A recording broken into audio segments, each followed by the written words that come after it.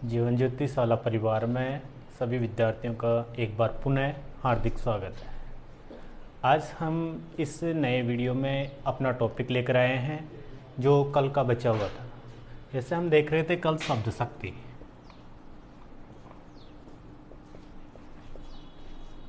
शब्द शक्ति में हमने देखा था कि लक्षणा शब्द शक्ति के दो भेद होते हैं और उसी प्रकार जो अपनी व्यंजना शब्द शक्ति थी,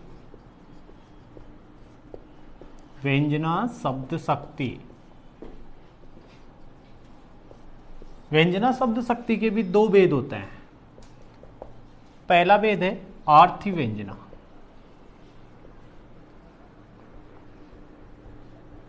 आर्थी व्यंजना, आर्थी व्यंजना वहां होती है जहां पर अर्थ के द्वारा व्यंग्य उत्पन्न होता है। अर्थ के द्वारा जब व्यंग्यार्थ अपने को प्राप्त होता है वहां पर होती है आर्थी व्यंजना। और दूसरा है शाब्दी व्यंजना।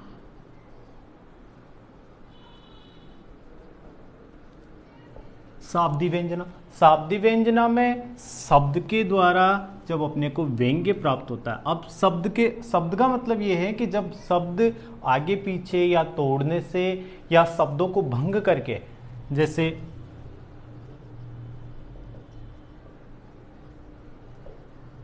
वृष भानुजा।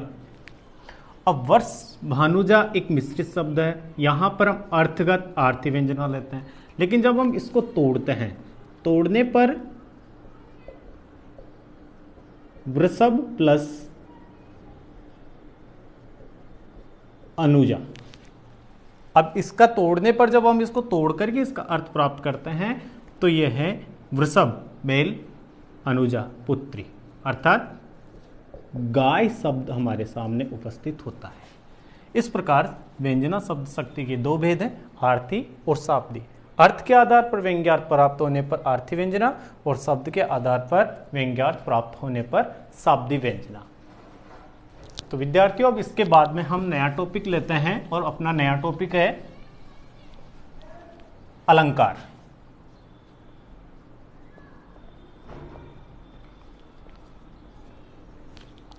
अलंकार का अर्थ होता है अर्थ कि अलंकार शब्द दो शब्दों के योग से बनकर के मिला है, जिसमें पहला शब्द है अलम। अलम और दूसरा है कार। इसमें अलम का अर्थ होता है शोभा और कार का अर्थ होता है कारक।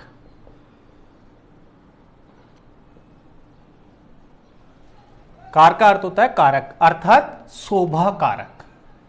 अलंकार एक ऐसा शब्द है जो काव्य में शोभा बढ़ाता है, काव्य में नवीन चमत्कार उत्पन्न करके उसकी शोभा बढ़ाता है, उसे कहते हैं अलंकार। जिस प्रकार नारी सुंदरता बढ़ाने के लिए आभूषणों की आवश्यकता होती है, उसी प्रकार काव्य की शोभा बढ़ाने के लिए हमें अलंकारों की आवश्यकता होती है। परिभाषा,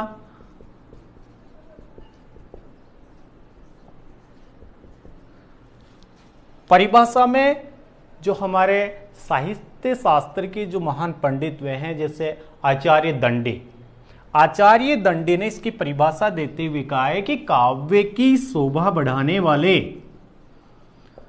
काव्य की शोभा बढ़ाने वाले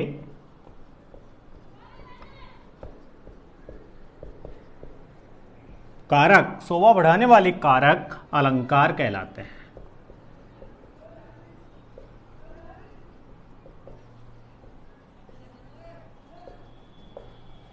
ऐसे कोई से भी कारक हैं जो काव्य की शोभा बढ़ाते हैं, उन कारकों को अलंकार कहा जाता है।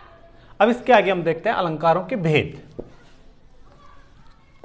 अलंकार के भेद। अलंकार के मुख्यतः तीन भेद होते हैं। पहला है शब्दालंकार,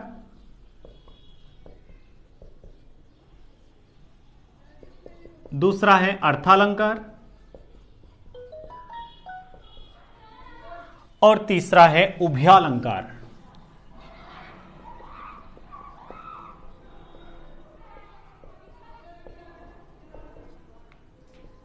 शब्दालंकार, अर्थालंकार और उभयालंकार। शब्दालंकार में शब्दों, वर्णों या शब्दों के द्वारा जब नवीन चमत्कार उत्पन्न होता है वहां तो होता है शब्दालंकार। अर्थालंकार में अर्थ के द्वारा नवीन चमत्कार उत्पन्न होता है, वहां होते हैं अर्थालंकार।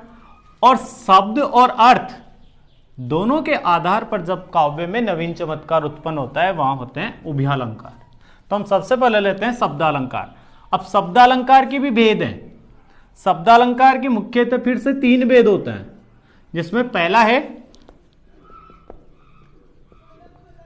अनुप्रास, अनुप्रास अलंकार। अनुप्रास अलंकार वहां होता है जहां पर काव्य में एक वर्ण 2 या 2 से अधिक बार आता है, जिसे हम कहते हैं कि एक वर्ण की 1 से अधिक बार आवृत्ति होती है, वहां अनुप्रास अलंकार होता है। जैसे हम इसका उदाहरण देखते हैं, भगवान भक्तों की भयंकर भीति भगाए। अब इस वाक्य में भय वर्ण की 2 से अधिक बार आवृत्ति हो रही है। एक वर्ण 1 से अधिक बार आता है, वहां पर अनुप्रास अलंकार होता है। और इस सेंटेंस में भय वर्ण की आवृत्ति बार बार हुई है, इसलिए यहां पर अनुप्रास अलंकार है। अब इससे आगे हम देखते हैं कि अनुप्रास को भी 4 भागों में बांटा जाता है। जैसे पहला है वृत्यानुप्रास, दूसरा है श्रुत्यानुप्रास,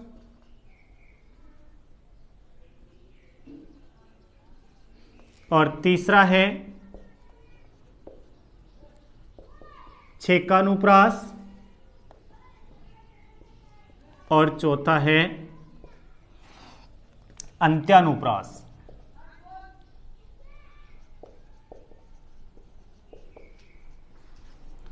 अनुप्रास के 4 भेद हैं, वृत्यानुप्रास, श्रुत्यानुप्रास, छेकानुप्रास और अंत्यानुप्रास। वृत्यानुप्रास अलंकार वहां होता है जहां पर एक वर्ण की 1 बार आवृत्ति होती है। 1 बार आवृत्ति होने से तात्पर्य है जैसे इस प्रकार से कि ये एक सेंटेंस है,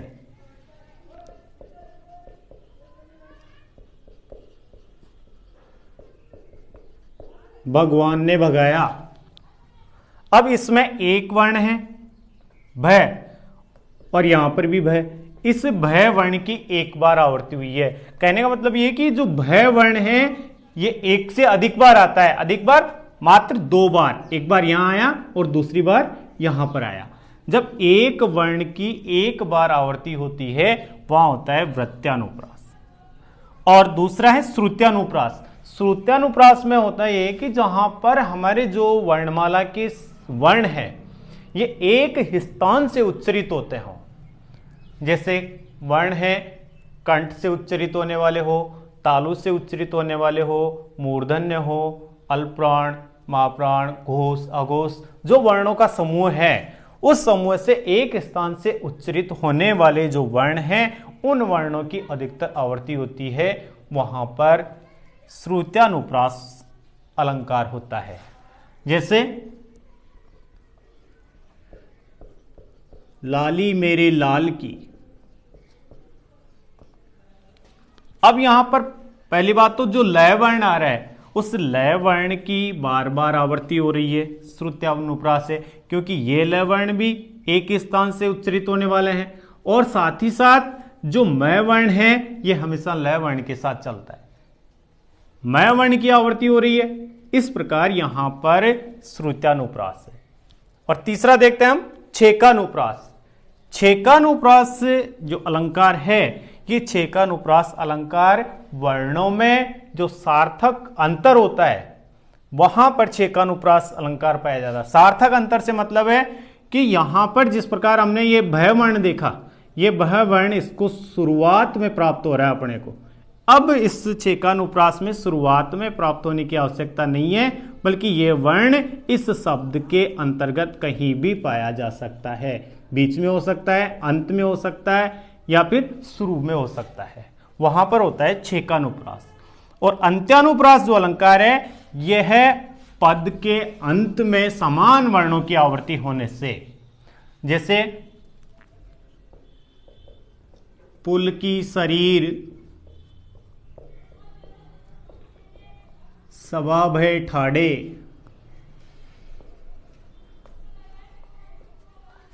नीरज नयन नए जल बाढ़े। अंत्यानुप्रास अलंकार वहां होता है जहां पर अंतिम वर्णों की आवृत्ति समान होती है, अंतिम वर्ण समान होते हैं पद में, वहां पर होता है अंत्यानुप्रास अलंकार। अब अनुप्रास अलंकार के बाद में हम शब्दालंकार का दूसरा भेद देखते हैं, और वो दूसरा भेद है अपना यमक अलंकार।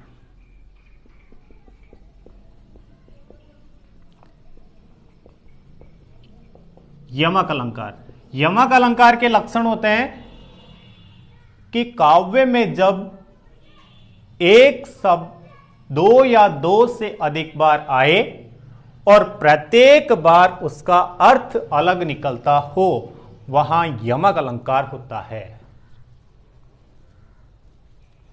जिस प्रकार हम इसका उदाहरण देखते हैं, कनक कनकते सोगुनी,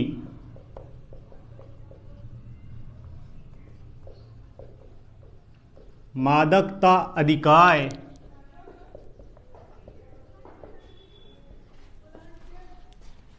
वा खाए,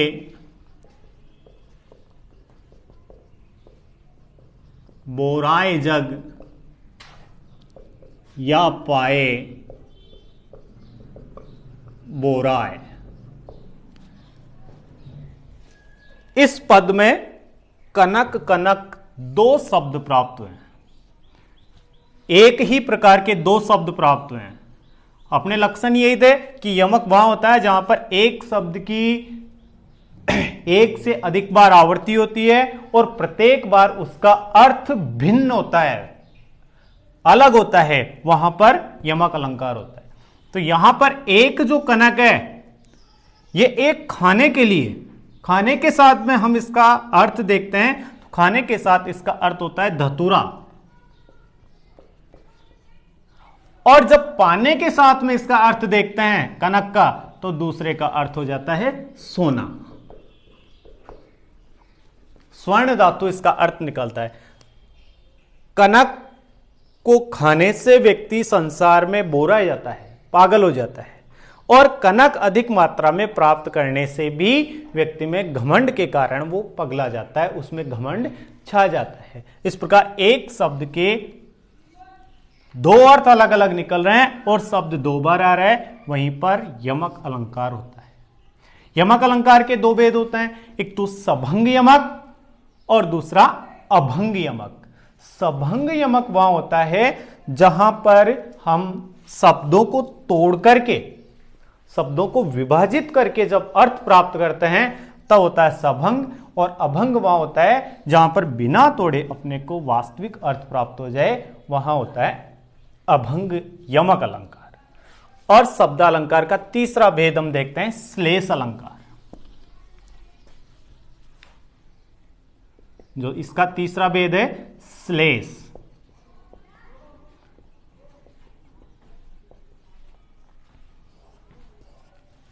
श्लेष अलंकार का जो शाब्दिक अर्थ है श्लेष का, इस श्लेष का शाब्दिक अर्थ होता है चिपका हुआ, चिपका हुआ।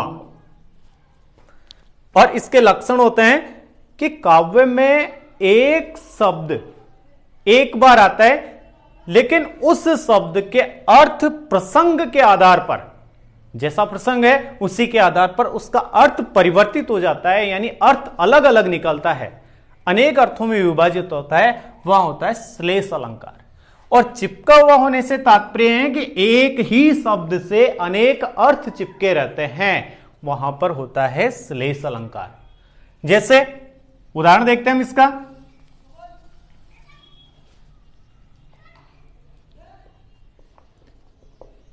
तीन बेर खाती थी, वह तीन बेर खाती है।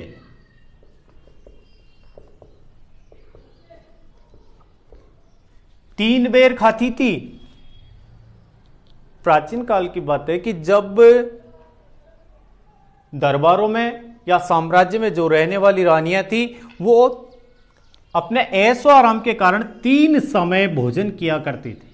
लेकिन अब उनके समय परिवर्तन के कारण उनको 3 बेर के फल खा करके जीवन यापन करना पड़ रहा है। तो एक 3 बेर का अर्थ है समय, इसका अर्थ निकलता है समय, और 3 बेर शब्द वही है, लेकिन यहां पर इसका अर्थ बदल करके विपरीत होकर के इसका मतलब होता है फल। 3 समय भोजन करने वाली को अब 3 बेर के फल खा करके अपना जीवन यापन करना पड़ रहा है। यह था श्लेष अलंकार।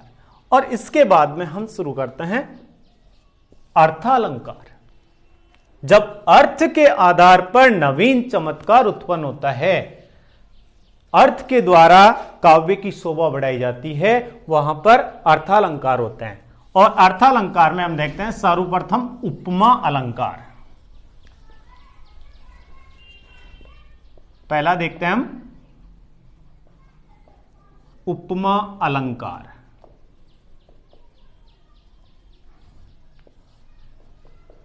उपमा अलंकार को समझने से पहले हम देखते हैं कि इस उपमा के 4 अंग होते हैं। ये 4 अंगों में विभाजित होता है। जैसे पहला इसका अंग है उपमेय, दूसरा है उपमान, तीसरा इसका अंग है वाचक शब्द, और इसका चौथा अंग है साधारण धर्म।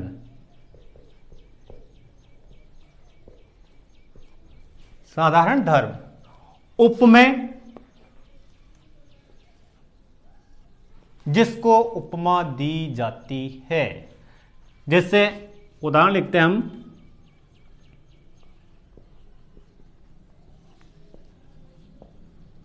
कमल मुख।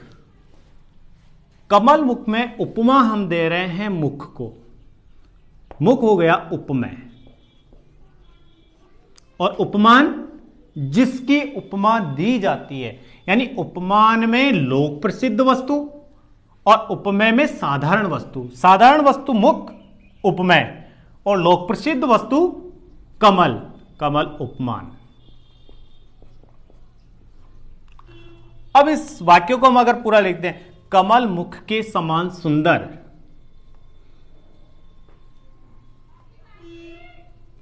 कमल मुख के समान सुंदर, तो समान शब्द जब हम लगाते हैं, समान सुंदर, जो समान शब्द है वो वाचक शब्दों में आता है। और इस वाचक शब्द में आते हैं कि सा, से, सी, सरिस, इस प्रकार के जहां पर भी शब्द आते हैं ये वाचक शब्द हैं, क्योंकि ये उपमेय और उपमान दोनों में जो समानता है उस समानता को प्रदर्शित करने के लिए प्रयुक्त होता है। और उपमेय और उपमान के जो वास्तविक गुण हैं उन गुणों को साधारण धर्म कहा जाता है कि ये उपमेय और उपमान दोनों में क्या समानता है। इस प्रकार हम अब इसका उदाहरण देखते हैं। पीपर पात सरिस मन डोला। पीपर पात सरिस मन डोला। यहां पीपर पीपल, पात पत्ता, सरिस के समान, मन डोला मन का हिलना डुलना। इसमें हमारे जो उपमा है उसके चारों अंग समाहित है। चारों अंग इस प्रकार से समाहित है कि पीपल के पत्ते के समान मन डोलता है। तो पीपल का पत्ता जो है वो उपमान है। उपमान इस प्रकार है क्योंकि ये लोक प्रसिद्ध है, लोक प्रसिद्ध है। और लोक प्रसिद्ध वस्तु की हमेशा उपमा दी जाती है, इसलिए ये हो गया उपमान। अब उपमान हो गया, लेकिन उपमा हम दे किसको रहे हैं? उपमेय दे रहे हैं हमारे मन को, कि मन भी पीपल के पत्ते के समान हिल रहा डुल रहा है, तो मन हो गया यहां पर उपमेय। सरिस जो शब्द है, ये सरिस शब्द हो गया वाचक शब्द, वाचक शब्द। और इन दोनों की जो समानता है वो हो गया इनका साधारण धर्म, यानी डोलना। ये हो गया इसका साधारण धर्म, क्योंकि पीपल का पत्ता भी हवा में हिलता डुलता है, उसी प्रकार अस्थिर व्यक्तियों का मन भी हिलता डुलता रहता है।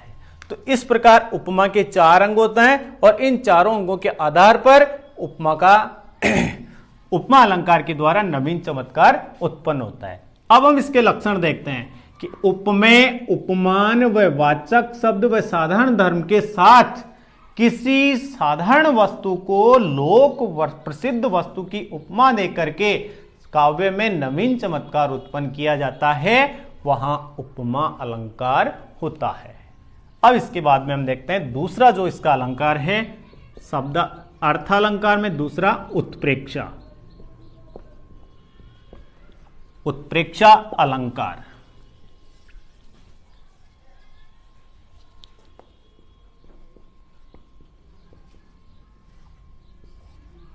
उत्प्रेक्षा अलंकार में कि काव्य में जहां किसी एक वस्तु में किसी दूसरी वस्तु की संभावना व्यक्त की जाती है, यानी उपमेय में उपमान की संभावना व्यक्त की जाती है, वहां उत्प्रेक्षा अलंकार होता है। और इसके जो पहचान शब्द हैं, पहचान शब्द,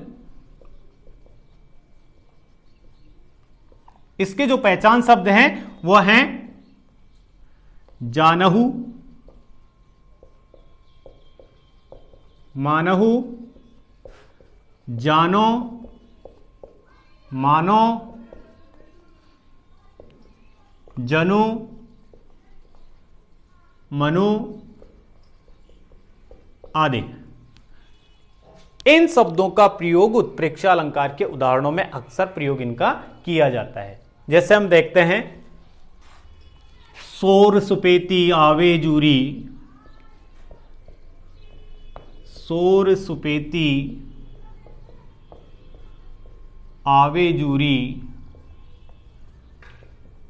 जानहु सेज हिवंचल बूढ़ी।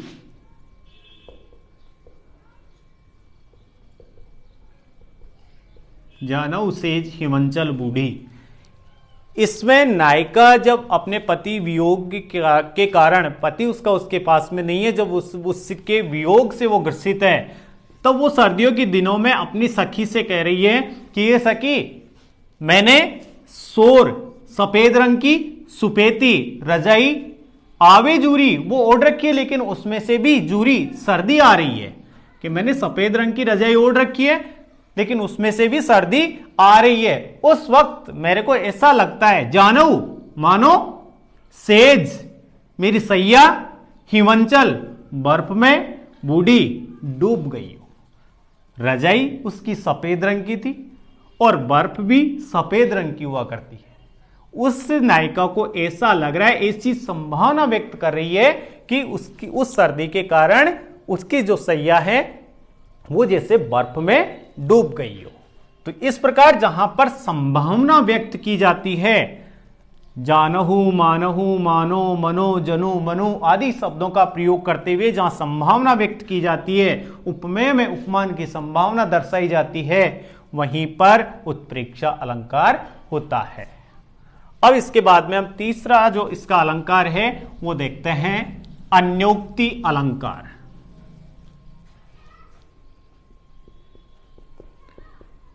अन्योक्ति अलंकार।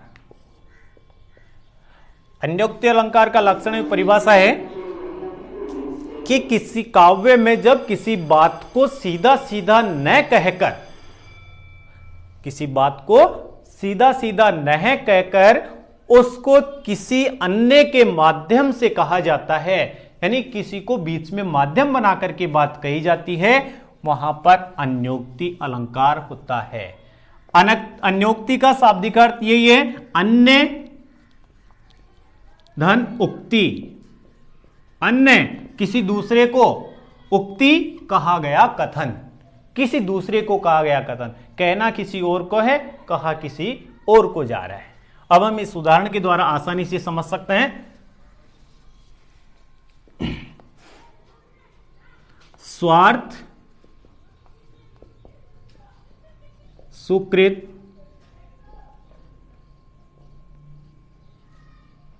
श्रम वृथा देखी विहंग विचारी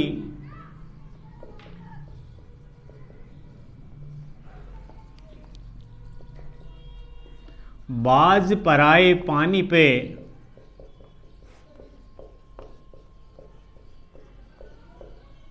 तो पंछिनो न मारी। बिहारी के द्वारा रचित ये दोहा है। इस दोहे के द्वारा बिहारी ने जयपुर नरेश को संबोधित किया, क्योंकि जयपुर नरेश ने अकबर की अधीनता स्वीकार करके उसने अपने आसपास के जो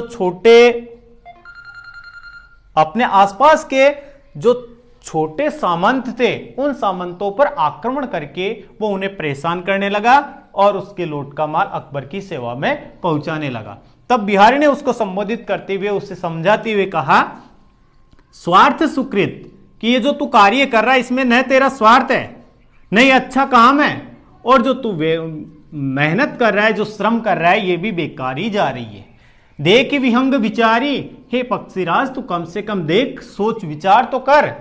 अब यहां पर ये कहना तो जयपुर नरेश को चाहता था, लेकिन किसके माध्यम से कह रहा है? बाज के माध्यम से। बाज को माध्यम बना करके कह रहा है कि बाज पक्षी तू पराए पानी, दूसरे की इज्जत पर तू पंछिनु न मारी, तू छोटे पक्षियों को मत मारा कर।